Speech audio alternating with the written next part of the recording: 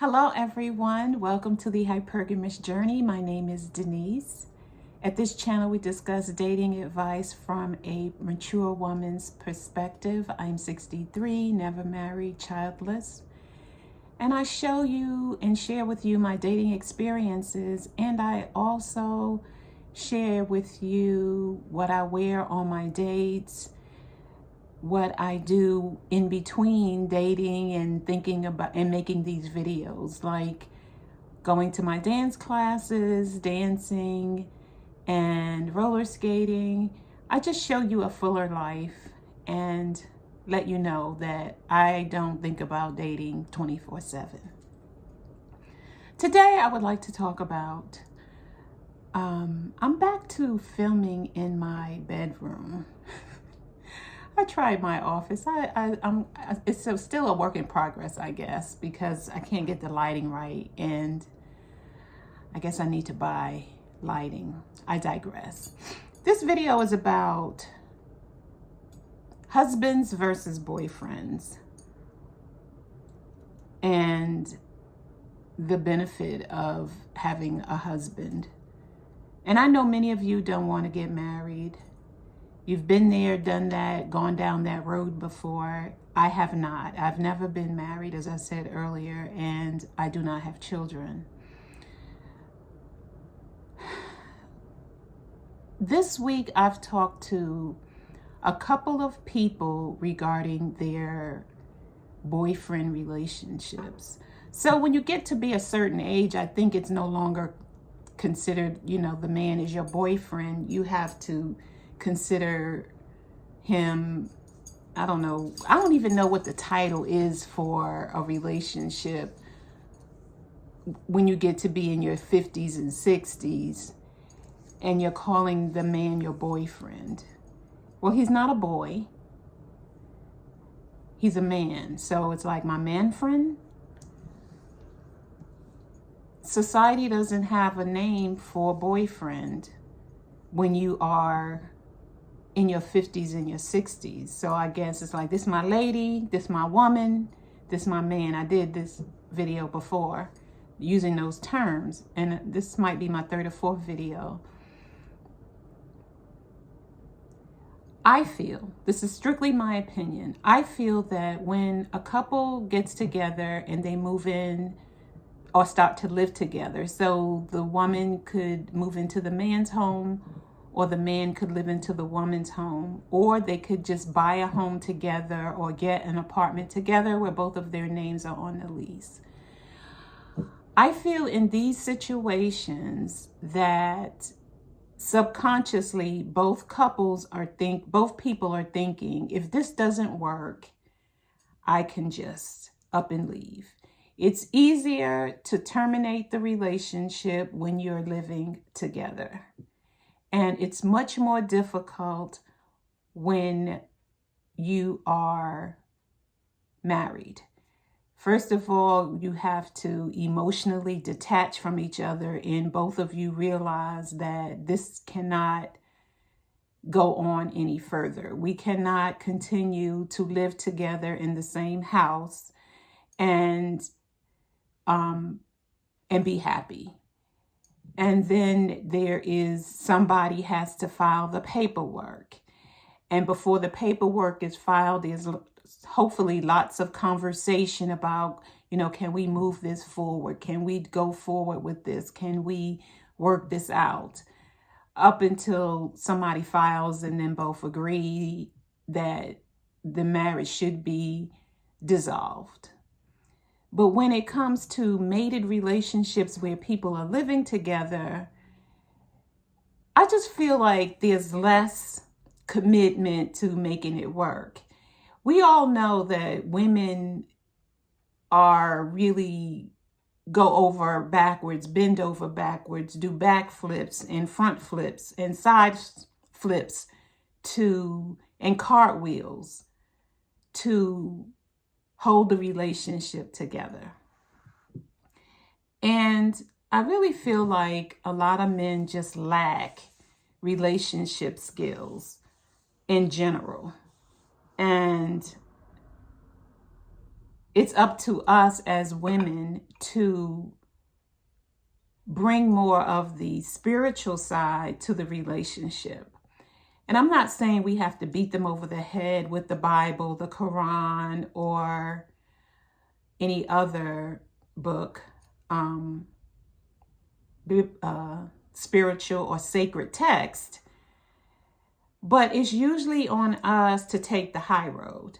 I'm not saying be a doormat, but I'm saying it's up to us to learn communication skills that work with our man. It's up to us to learn the communication skills that work with our sons, our uncles, and the men in our life. It's up to us. I feel it's because we have, at least in the beginning, we're born with the DNA and have a higher capacity for empathy, sympathy, compassion, understanding, communication skills. We're just the gender that God imbued with these very wide, encompassing, broad relationship skills.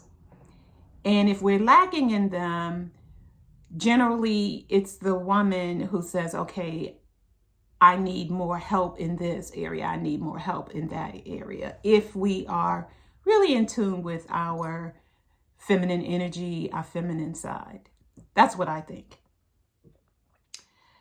So when you're married and you have a husband and things are not going well, it's really up to us to bring situations to him and figure out a way to deliver the communication so that he is receptive to what needs to be changed or what needs to happen.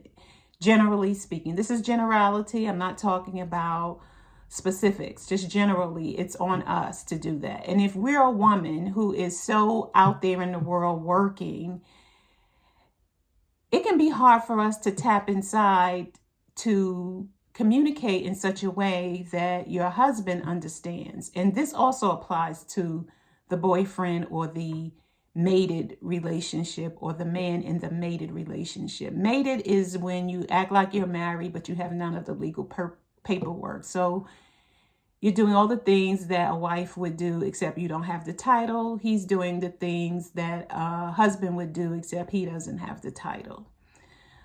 But I feel like marriage, even though it's a social construct, but all societies have some version of marriage, thousands and thousands of years ago, even though it wasn't called that. But some way that a man and a woman were united as one in the community and everybody recognized it. And the children that they produced, it was a union that everybody recognized.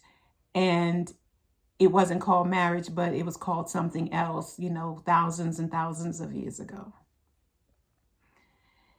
And there was that union and marriage today. Just the fact that you were married, it seems like you were just more committed to trying to make it work. Now, we all say we have a high divorce rate in the United States, which is true. But it's based on lack of relationship skills, lack of communication skills, and nobody really wanting to learn them. He's frustrated that she keeps talking to him this particular way. He's frustrated that she keeps talking to him this particular way. And it seemed like I said it twice. He's frustrated that she keeps talking to him a particular way. And she's frustrated that he keeps talking to her in a particular way. And nobody wants to get a third party to help with the situation. Maybe the woman does, but he says he doesn't need it. And then he wants it, but she doesn't want it. I'm like, ay. Is anybody 100 or 200% committed to the relationship and making it work? I did a video on that. I'll put it in the description.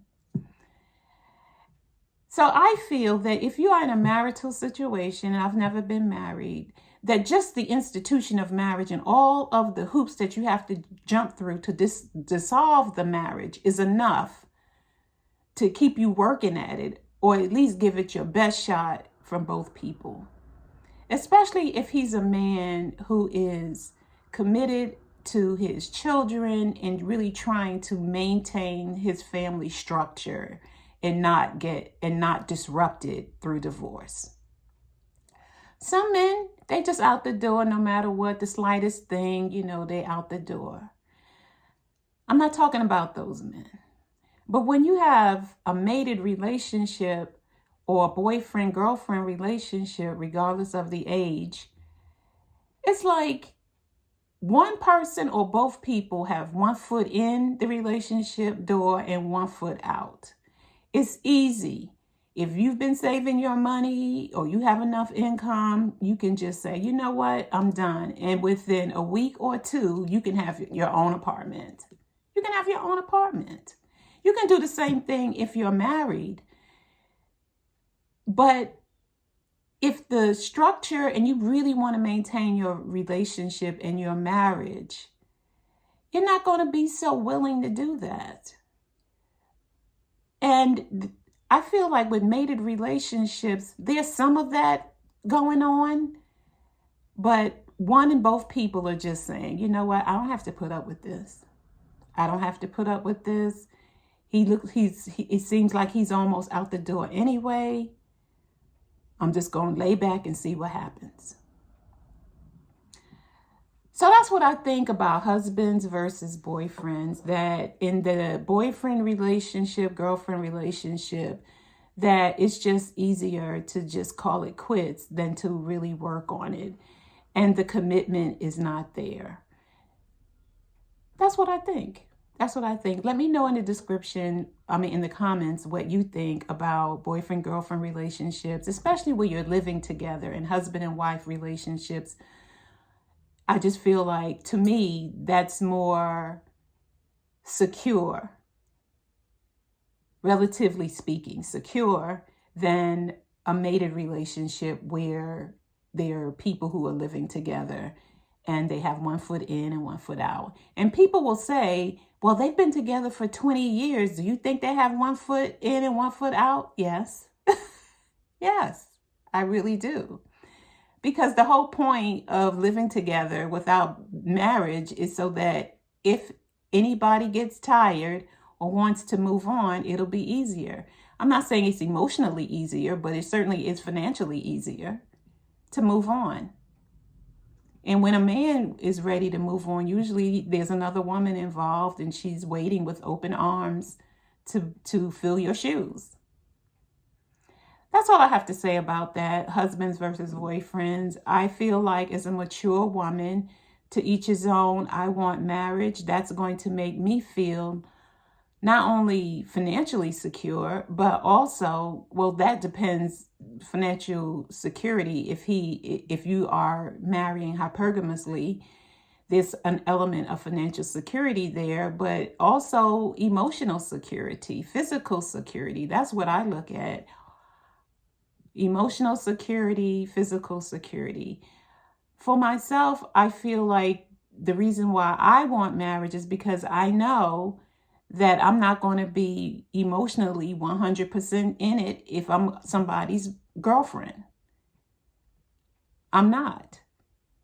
And I will probably be more likely to say goodbye if I'm in a boyfriend-girlfriend relationship, but I'm not going to be in a boyfriend-girlfriend relationship. Marriage or nothing for me. So that's my bottom line, marriage or nothing. So if whoever I'm dating doesn't want to get married, I'm going to just move along. Thank you for watching. Remember, I have coaching for those who need a little hand-holding with dating. I have membership. Click the join button in the description. I have affirmation journals on Amazon, different colors and different sizes. Check them out. And there's merchandise I have beneath this video. And if you want the free dating guide, email me at thehypergamousjourney@gmail.com. If you want coaching, email me at thehypergamousjourney@gmail.com. And I will see you in the next video.